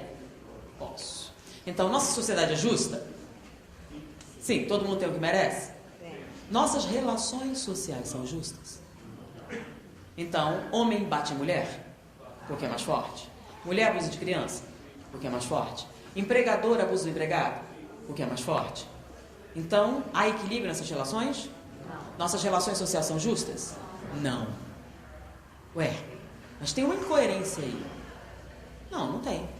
Nossas relações sociais são justas? Não. Mas nossa sociedade é justa? Sim. Por quê? Porque o que acontece com você é justamente o que você precisa para crescer espiritualmente. Porque tem a lei da evolução. Então você está vivendo uma relação social injusta porque é exatamente o que você precisa para aprender o que deveria para poder crescer espiritualmente. Logo você está recebendo exatamente o quê? O que merece. Mas devemos lutar contra as relações sociais injustas? Sim, é nossa obrigação ética e moral. Então nós devemos lutar contra a pobreza, nós devemos lutar contra o abuso físico, nós devemos lutar contra a má distribuição de renda. Tudo isso tem que lutar? Tem a sua obrigação. Porém, a gente entende que aquela pessoa que está naquela condição foi desfavorecida por Deus. Foi discriminada por sua raça, cor, credo. Não. Porque Deus é igual a todo mundo. Justo. Soberanamente bom. Então, cada um tem o que merece. Sim, mas é um sofrimento? É. Tropeçar também é. Mas tropeçar é um mal? Não. É uma contingência do seu aprendizado. Então, a dor que você sente é um mal ou é uma contingência do seu aprendizado? Agora, no momento de você aprender, o que acontece com a dor? Ela some. Simples assim. Como assim some? Vamos lá. Você sentou no meu lugar. Esse lugar é meu. Você sentou no meu lugar. Você não vai sair do meu lugar? Isso é um sofrimento? É. O que está me fazendo sofrer? A minha posição. Ela está ameaçando a minha posição, o meu reconhecimento público. Sentando no meu lugar. Eu vou sofrer terrivelmente se você não me der o meu título. Se você não beijar a minha mão como deveria. Se você não mostrar deferência. Isso vai me fazer sofrer terrivelmente porque eu sou vaidoso. E eu preciso do reconhecimento público. Cada vez que você me nega isso, provoca em mim intenso sofrimento. Então, por exemplo, quando eu vou numa mulher lá que promete, traga o seu amor amarrado e acorrentado em 7 dias. Por 20 pratas, traga o seu amor amarrado e acorrentado. É melhor ir que é barato. Que o que eu sei na última cotação para você fazer isso dá uns 35 mil reais. Você tem que contratar os caras para pegar. Tem que subornar a polícia para não te prender. Tá? Tem que arrumar um cárcere privado para você prender o cara. E aí, depois de você prender ele, o que você faz? Hein? Você prendeu o cara. Tá amarrado e acorrentado no pé da sua cama. E agora, o que você faz com ele? Olha só, se você for pega, vai dar cárcere privado, sequestro. Você está entendendo? É isso que você quer? Por quê? Mas ele não me ama. Como ele ousa não amar a mim? Que sou muito melhor do que os outros. Qual o nome disso? Orgulho. Então dói por quê, Flor? Por que dói a indiferença? Porque você acha que merecia mais. Por quê? Você não acha que Deus é justo? E cada um tem o que merece? Aí quando você pergunta, ninguém me ama, ninguém me quer. Não será porque você é chata? Já pensou nessa possibilidade? Pode ser isso? Não, de jeito nenhum pode ser isso. É porque ele é mau. Porque o mundo conspira contra mim. Por causa do meu pai e da minha mãe que deu essa genética ruim. Por qualquer motivo, menos. Porque afinal, quem eu quero deveria me amar. Só porque eu quero. Porque eu amo. Será que ama? Você quer o cara acorrentado e amarrado ao pé da sua cama. Caramba. Fala sério. Teoricamente, amar é querer bem, né? Para que você quer isso? Com que objetivo? Então, pensa bem. O sofrimento que você está tendo vem de onde? Foi Deus? Não. Mas você precisa aprender isso? Precisa. Você precisa aprender que você não é o centro do universo. Então você tem que deixar de ser egoísta. Você precisa aprender que você não é melhor do que ninguém, tem que ser humilde. Você precisa aprender, tá, a valorizar o que você produz para deixar de ser invejosa. Então você vai sofrer? Vai. Foi Deus que mandou? Não. Quando é que o sofrimento acaba? Não, por exemplo, no dia que você aprende a ser humilde, sabe o que acontece? Você fica inofendível. Você vê se você é feia, sua opinião. E você não sente nada. Eu não acho você uma pessoa legal. Pois é, mas eu vou melhorar. E você não sente nada. Isso não move nada em você. Você permanece feliz com o que você está fazendo. Não importa o que os outros digam. Não importa o que os outros pensem. Pensa bem, inofendível. Não há nada que ninguém possa fazer para tirar sua paz, sua felicidade. Quer dizer, você está sofrendo igual aos outros? Então eu estou falando mal de você e você... diferença. Então cadê o sofrimento? Não tem. O sofrimento que a gente está tendo por quê? Porque a gente está errando, só isso. Mas você vai melhorar. Então, quando você chuta a parede, dói. Aí você aprende a não chutar mais, é ou não é? Então, chuta a pessoa, dói. Você vai aprender um dia a não chutar mais. Então, o sofrimento é o quê? É algo que você precisa para aprender. Então, a nossa sociedade é justa? Sim, nossa sociedade. Por que ela é justa? Porque vamos apelar para a matemática de novo. Matemática é muito legal, né? Já ouviram falar de vetores? O que é um vetor? Vetor é uma setinha que representa uma força. Tá? Então, o tamanho da setinha é a intensidade da força e a direção é para onde a força vai. Então, vamos fazer um experimento físico aqui. Então, olha só. Então, eu vou estabelecer uma força. Quando eu faço força, ele vem para cá, certo? Se ele estabelecer a mesma força para o lado de lá, o que acontece? Eu vou para lá. Se nós fizermos a mesma força juntos, por quê?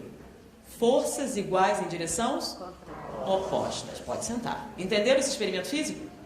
Se a gente pudesse pegar todo mundo aqui presente, cada um puxando para um lado, para que lado a gente iria? A gente teria que fazer uma equação para ver todas as forças aplicadas e ver a direção em que estaria a força maior. Então a gente iria para aquele lado. Entenderam ou não? Então imagine que todas as pessoas, todos os indivíduos que compõem a sociedade estão puxando. Estão? Nossa sociedade está indo para onde? Para o buraco? Não. A gente está crescendo? Estamos evoluindo? A violência está diminuindo? O interesse pela ecologia está aumentando? Então nós estamos melhorando? Estamos. Então nós estamos progredindo? Logo, nós estamos evoluindo? Bom, se o que está acontecendo está nos fazendo evoluir, é justamente o que a gente precisa para crescer. Então, cada um tem o que merece? Sim. Então, você que disse que não está evoluindo. Em 1792, um divertimento muito popular era reunir a família, acender uma fogueira e queimar um gato. Quando você estava em volta, via o gato gritar. E a gente se divertia. Então, hoje em dia, se você estiver passando aqui, em Marília, e encontrar um grupo de garotos com uma fogueira queimando gato, o que vocês fazem? Chama a polícia, é? E a polícia vem? Se postar no YouTube, o que acontece? Tá quase linchar uma pessoa no Rio de Janeiro, o cara maltratar um cachorrinho. Maltratar uma criança não é tanto, mas um cachorrinho não pode. É ou não é? Então, as coisas mudaram? O número de assassinatos. O que é assassinato? Assassinato é alguém que vai matar, normalmente a mãe de alguém, não há um interesse posterior. Qual era o nível de assassinatos em 1400? Proporção de assassinatos.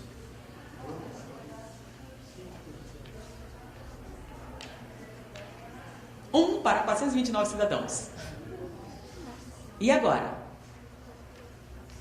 A população está bem maior. É quanto?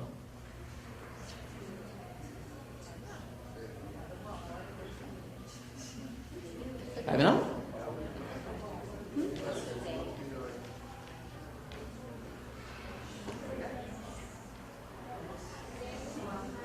Ficou melhor? Bem melhor. Está o número dos milhões. Fez diferença?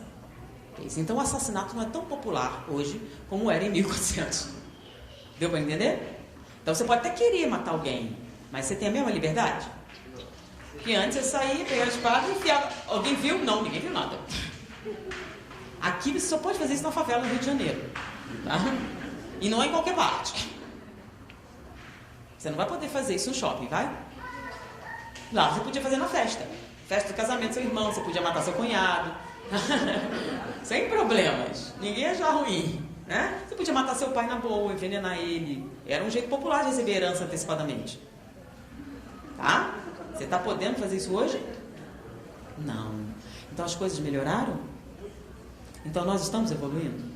Então a gente está passando por um mundo de regeneração, gente. Muita gente fala que não melhora, não escuta. Acho que é por causa da televisão. Então vamos explicar. Se você entrar numa cabana com uma lâmpada de 20 watts, você vai enxergar direito de noite? Então você vai olhar, nossa, que lugar agradável. Aí troca a lâmpada por uma de 120. O que vai acontecer com a sua cabana? Meu Deus, que coisa horrorosa. Então, aparentemente, em 1950 não havia violência doméstica. Nenhum homem batia mulher, batia? Não? Tem certeza? Mas não, você vai no jornal, não tinha isso no jornal. Nem na televisão, nem no rádio. Não tinha lugar nenhum. Então não acontecia, certo? Não? Então, por exemplo, o pessoal lá muçulmano diz que não há estupro, por exemplo, na Arábia Saudita. Por que não? Porque se ela for denunciar, ela recebe 100 chicotadas. Então ela denuncia? Não, então não tem. Sério? Deu para entender, gente? Então, por que parece que aumentou? Porque agora estão se preocupando com isso. Antes virava o rosto, né? O cara batia na mulher e você Lembra? Relação marido-mulher, você não mete a... Lembra que você falava isso? Você não se mete nessas coisas, se mete. Hoje você se mete? Sim, por quê? Porque agora você tem garantia da polícia. Se você fizesse isso antes, a polícia... Você foi se meter na frente dos outros? O que você está querendo? Exatamente. Então, as coisas estão melhorando? Então nós recebemos o que precisamos para crescer? Deus existe? É o Criador? Onipotente, onipresente, onisciente, soberano de bom? Certo. Dentro da mais moderna dialética que vocês queiram apresentar. Apresentamos todos os argumentos? E a gente tem fundamentação para dizer esses argumentos? Tem ou não tem? É claro. Qual é a base do nosso argumento? Qual é a nossa maior base nesse argumento? Reencarnação. Como é que você sabe da reencarnação? Comunicabilidade dos espíritos, que comprova o quê? A imortalidade da alma, que define a justiça divina. Então, sem a estrutura espírita não dá não, tá? A gente perde. Aí meu filho, depois de apresentar o culto lá, olhou para mim: o que é que você tem a dizer, mãe, sobre isso? Assim, mas... Bom, senta aí que eu tenho umas coisas para dizer. Bom, e para a gente completar, mas os dois são candidatos a prêmio Nobel e o outro é prêmio Nobel. Ok, nós temos 12 do nosso lado. 12 prêmios Nobel. Fora, não contei os candidatos. Tá bom? Deixa eu apresentar um para vocês. Já ouviu falar de Rutherford? Quem na escola? Rutherford. Lembra Rutherford? Modelo atômico. Lembra? Ele ganhou o prêmio Nobel de Química pelo modelo atômico. No agradecimento, e tudo se encadeia no universo, do átomo ao arcanjo, que por sua vez começou pelo átomo. Né? Bom, como é que você sabe que ele era espírita? Não sei. Porém, ele era muito amigo do William Crookes. William Crookes que apresentou ele na Real Academia de Londres. Os dois eram muito íntimos, frequentavam a casa um do outro. E Conan Doyle, na História do Espiritismo, fala sobre uma sessão mediúnica de materialização que estava presente William Crookes com um amigo e o Conan Doyle. E aí o espírito presente: agradecemos e estamos muito honrados com a visita de Lavoisier. E não era o William Crookes. Só podia ser a outra pessoa. Aí se pega a biografia de Lavoisier, tinha lá que ele foi um garoto precoce e que um dos seus hobbies era colecionar rochas, estudar as rochas. Rutherford também foi precoce e ele tinha um hobby em colecionar rochas. Um dos maiores interesses de Rutherford era a educação das mulheres. Ele criou a Bolsa de Estudos na Real Academia de Londres, que permitiu Madame Curie estudar e ganhar o Prêmio Nobel depois. Tá? Ele ganhou um grande inimigo por conta disso, o bispo de Canterbury, e ele veio a morrer por isso. Lavoisier, na Revolução Francesa, que era muito respeitado, queria que as mulheres tivessem o mesmo direito dos homens de estudar, já que elas eram cidadãos da República, e ele foi decapitado por isso. Se nós pegarmos a biografia de um e outro, nós vamos encontrar o quê? Então, inúmeros paralelos, que você pode entender que quem é Lavoisier? É a reencarnação de Rutherford, que estava presente na reunião mediúnica junto com William Crookes, e que agradeceu com uma frase espírita o prêmio Nobel que ele ganhou de Química. Esse é só um. Tá? Tem o Alfred Russel Wallace, tem o Alexander Aksakov, temos vários outros, tá? Quem descobriu a imunoglobulina era espírita. Um dos prêmios de literatura da Universidade de Harvard era espírita. E a gente tem uma lista enorme de gente espírita, tá? Inclusive prêmios Nobel. Então a gente tem um bocado deles do nosso lado também. Tá bom? Então nós temos resposta? A dialética materialista? E é uma resposta racional, baseada em raciocínios, baseada nos pensamentos, extremamente complexo. Você pode apresentar em qualquer lugar que você queira. O máximo que eles vão fazer é questionar. Mas você está fundamentando sua tese na reencarnação? Sim, estou. E você tem provas? Tenho provas. Gente, tem ou não tem? Por isso que espírita precisa estudar. Não basta acreditar, você precisa estudar. Eu ia apresentar um gráfico final, mas, gente, nosso tempo acabou. Bom, então o último aqui, só para definir, então, a questão do espiritismo.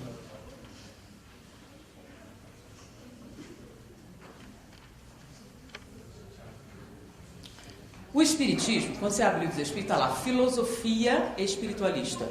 Tá? O que é filosofia? Amor ao saber. Tá? E o que é o saber? Ao contrário do que algumas pessoas pensam, a filosofia não trabalha com a verdade. Então trabalha com a mentira? Também não.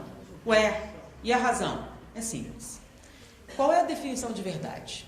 A verdade muda? Não. Se é verdade, é verdade. Tá? Se ela mudasse, não seria verdade, seria antes uma mentira. Então a verdade não muda. A verdade é relativa? Não, ela é absoluta. Não tem depende de você estar olhando, é verdade ou não é verdade. Tá? Então ela é absoluta, ela não muda, imutável. Ela é perfeita? Se faltar alguma coisa, não é verdade. Então ela é perfeita? Então olha só, imutável, absoluta, perfeita. Tá? E ela não vai em nenhum momento se alterar ou perder seu brilho. É sempre a verdade. Então vamos lá. Nós somos perfeitos? Nós somos imutáveis? Não. Então a gente não pode ver a verdade. Então a verdade é impossível para nós. Então se a verdade é impossível para nós, não adianta nada? Não adianta. Então o saber é buscar a verdade. A gente sabe que a gente não tem condições de pegá-la, mas a gente busca. Então o que eles chamam de saber é a busca da verdade. E qual o nome que se dá à busca da verdade? Conhecimento. Então o que é conhecer? É a parte da verdade que nós somos capazes de ver. Em virtude disso, o conhecimento muda? Muda. Por que muda? À medida que a gente cresce, nossa visão aumenta, a gente vê mais coisas, então o ponto de vista muda. Então o conhecimento muda? Muda. Ele é mentira? Não, ele é conhecimento. Por isso ele é mutável. Ele é sujeito à evolução, é sujeito ao crescimento, justamente como nós. Então o nosso conhecimento aumenta com o tempo? Sim. Então o conhecimento fica diferente? Fica. Então imagine que há um tempo atrás acreditava que as gorduras, quando descobriram que as gorduras tinham um papel enorme nos problemas cardíacos, manteiga é uma coisa ruim. Aí pararam de comer manteiga, foram comer margarina, que tinha menos gordura. Passado um tempo descobriu o negócio do colesterol, né? Então o colesterol e tal, aí a margarina estava no ovo que não pode, né? Então você não comia ovo, comia margarina. Aí descobriram que tinha o colesterol bom e o colesterol ruim, e que a margarina piorava o colesterol ruim. Então margarina não presta, o bom é manteiga. Recentemente chegaram à conclusão que o bom mesmo é banha de porco. Então, significa que eles mentiram? Não. É que a gordura tinha um papel, ok. O que tem mais gordura? Margarina, logo margarina faz mal. Aí descobriram que havia 2 tipos. Então o que aconteceu? À medida que a informação cresce, o conhecimento muda. Não é que eles mudaram de ideia. Eles se basearam, lembra? Lembra da lógica? O raciocínio estava certo. Era a premissa que estava errada. Não era a gordura, era o colesterol. Não era qualquer colesterol. O colesterol mal não era só o colesterol, a coisa que fazia o colesterol subir. Deu para entender? Então, à medida que você cresceu, o conhecimento muda. Então, mas onde está o conhecimento? Então, Platão define da seguinte maneira. Existe o conjunto das crenças. O que são crenças? São coisas que a gente supõe que sejam verdadeiras. Então, por exemplo, tem gente que acredita que se amarrar um Santo Antônio de cabeça para baixo num poço, na festa junina, arruma um noivo. Elas garantem que conseguiram isso mais de uma vez. Vocês podem testar. Festa junina. Bom, e tem o conjunto da verdade.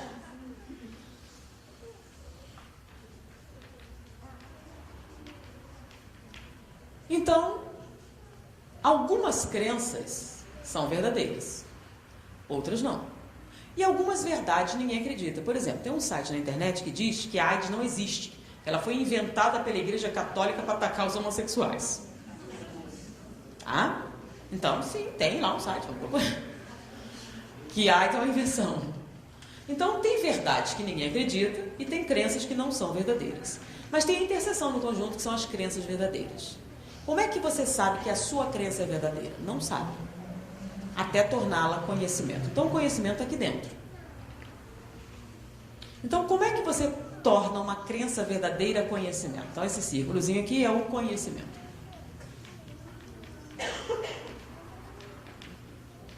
Então, segundo Platão, o conhecimento, para ser conhecimento, você tem uma crença verdadeira e justificada. Se é uma crença verdadeira e justificada, ela é conhecimento. Lembra, verdade absoluta não é possível, porque nós somos imperfeitos. Então, se nossas justificativas são imperfeitas, o que a gente tem é o quê? Uma parte que a gente pode ver. Deu para entender isso? Então, conhecimento é uma crença verdadeira e justificada, mas não é qualquer justificativa. É uma justificativa racional. Lembra o que é racional? Eu acredito que minha mãe acredita é uma mulher muito direita. Se eu não achar ela tão direita, eu não acredito, né? Então, não pode ser uma coisa o quê? Condicional. Tem que ser uma justificativa racional. Lembra quando a gente Deus, aquela coisa toda? Então, uma justificativa racional. Tá bom? Então, vocês acreditam na reencarnação? Por quê? Se você não sabe dizer por quê, não é conhecimento, não é filosofia, não é espiritismo. É só uma crença que você tem. Você acredita na comunicabilidade dos espíritos? Por quê? Se você não sabe dizer por quê, não é conhecimento, não é filosofia, não é espiritismo, é só uma crença que você tem. Você acredita na comunicabilidade, na imortalidade? Você acredita em Deus? Por quê? Se você não sabe dizer por quê, não é conhecimento, não é filosofia, não é espiritismo, é só uma crença que você tem. Exatamente igual fadas, duendes, unicórnios, etc. Então, para uma crença como unicórnios, fadas, duendes, ser conhecimento, ela precisa de quê? Justificativas racionais. Mas, infelizmente, Platão era professor e teve um discípulo. O discípulo dele se chamava Aristóteles. Aristóteles gostou da academia de Platão, ficou lá 20 anos.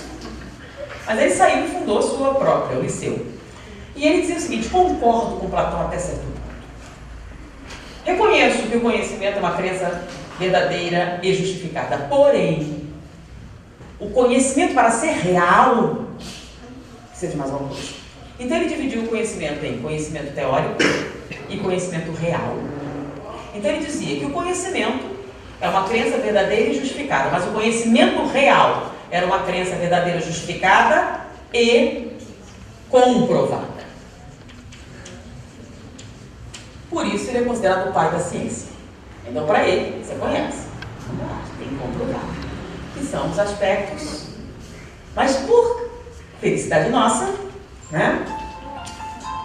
Platão foi aluno de Sócrates, Aristóteles foi aluno de Platão, e todos os dois respeitavam Sócrates. Qual o primeiro espírito evocado por Allan Kardec? Sócrates, não é que foi ele responsável pela estrutura filosófica do Espiritismo? Né? Então, qual a proposta filosófica do Espírito? Ver a realidade além das aparências e apesar das aparências, para encontrar a verdade intrínseca das coisas. Então, pressupõe comprovação também? Livro dos Médiuns. Então, temos bases científicas? Temos. Para, com isso, desenvolvermos bases sólidas, fundamentos para as consequências ético-morais, que é o comportamento. Por que ético-morais? A gente encerrar, né? Então, moral, o que é? Por exemplo, é imoral uma mulher usar calça comprida? Mas no Afeganistão é? Então a moral varia? Às vezes é certo, às vezes é errado? Então como é que você sabe o que é certo e o que é errado? Tanto que a gente usa muito, né? Todo mundo faz. Porque todo mundo faz, tá certo? Não. Porque o certo é o certo mesmo que ninguém faça. Assim como é o errado mesmo que todo mundo faça. Mas como é que você sabe o que é certo e o que é errado? Porque a moral depende da sociedade, né? Então, por exemplo, se o casal for pego em adultério no Afeganistão, a mulher é apedrejada até a morte e o homem paga uma multa. Por quê? Porque, segundo eles, a mulher é culpada. Porque todo mal entrou na terra por Eva. Então, a partir daí, todas as mulheres são culpadas. Esse raciocínio tem sua lógica, mas eu discordo, né? Porque Eva foi tentada diretamente pelo diabo. Então, devia dar um desconto. Adão foi por Eva, então está muito mais culpado. Então, o que é? Mas é só moral? Não, é ético-moral. O que é ética? Ética é um ramo da filosofia. Se é um ramo da filosofia, entra nas mesmas regras. Então, o que é ética? É o comportamento que você acredita ser correto e justifica. Então, não basta dizer que é certo, tem que dizer por quê. Não basta dizer que é errado, tem que dizer por quê. Então, para você dizer que um comportamento é ético ou antiético, você precisa o quê? Justificar. Entenderam a diferença? Você não pode dizer, é errado ou é certo usar calça comprida. Por quê? Se você não souber dizer por quê, então vamos lá, pena de morte. A pena de morte, já vimos que ela é moral no Afeganistão, não é? Ela é uma questão moral. E no Texas? Qual o livro que eles se baseiam no Texas para a pena de morte? Na Bíblia. Olho por olho, dente por dente. E no Brasil, a pena de morte é moral? Não, ela é imoral. E aqui, a nossa sociedade tem uma base católica, né? Então diz que só Deus pode tirar a vida, porque só Ele pode dar. Então eles usam a Bíblia. Mas peraí, não é o mesmo livro dos texanos? É, mas uma parte diz sim e outra parte diz não. Tem uma contradição aí, mas tudo bem. Deus mudou de ideia. Eles não comentam isso, mas mudou. Bom, a pena de morte, então, ela é moral em algum lugar e imoral em outros. Então, ela é certa ou errada? Moralmente falando, não dá para saber. Porém, em termos éticos, ela é ética ou antiética? Então, vamos justificar. Pena de morte, se é ética ou não. Bom, nós somos perfeitos? Não. Nós somos imperfeitos? Só no Brasil? No Texas, toda parte. Se nós somos imperfeitos, isso em toda parte, é verdade, nós podemos errar. Verdadeiro ou falso? Só que em toda parte. Se nós podemos errar, podemos julgar falsamente. Em toda parte? Se nós podemos julgar falsamente, um inocente pode ser condenado? Se um inocente pode ser condenado, não podemos aplicar uma pena que não possa ser revertida. Porque isso seria antiético, ou seja, errado. Então não interessa onde você está, é errada a pena de morte? É. Porque existe a possibilidade do inocente ser condenado? Você pode devolver a vida a ele? Não. Então a pena de morte é antiética. Você pode amputá-lo? Você pode devolver a mão a ele? Não. Então é antiético. Então a pena de morte é antiética onde? Em toda parte. Isso vai mudar? Não. Nossas justificativas são racionais? Não tem jeito da pena de morte ser certa. Estados Unidos, Texas, tá? Até o presente momento são 56 56 condenações de pessoas inocentes à morte. Então era um negro que foi condenado à morte por assassinar, por estuprar e assassinar 11 meninas. Tinham 21 testemunhas contra ele. Tá? Foi condenado à morte. Por quê? Na última menina, ele tinha motivo, ele estava presente, as pessoas viram sua presença, tá? E ele esteve presente pelo menos 2 ou 3. E alguns o reconheceram. Porém, após a sua morte, com o exame de DNA, foi comprovado que não foi ele. Podemos devolver a vida a ele? Não. Então, é errada a pena de morte? Porque mesmo com todos os detalhes, nós podemos errar. Porque somos imperfeitos. Quando é que a pena de morte poderia ser válida? Se todos nós fôssemos perfeitos, não errássemos nunca. Como isso não acontece, a pena de morte é antiética e deve ser abolida. Deu para entender, gente? Entenderam o que é ética? Então, vocês acreditam em Deus, imortalidade da alma, comunicabilidade dos espíritos, reencarnação e evolução? Por quê? Então, para ser espiritismo, para ser conhecimento espírita, você precisa saber por quê.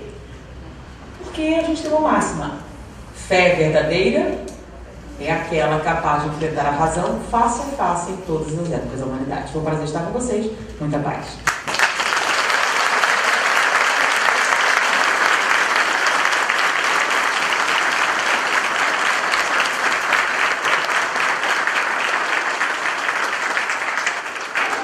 Bom, gente, a gente só tem a agradecer imensamente a Anete por esses momentos, por esse estágio, né, que fez junto conosco. Com certeza aprendemos muito, vamos levar muitas reflexões para os nossos debates, para as nossas pesquisas.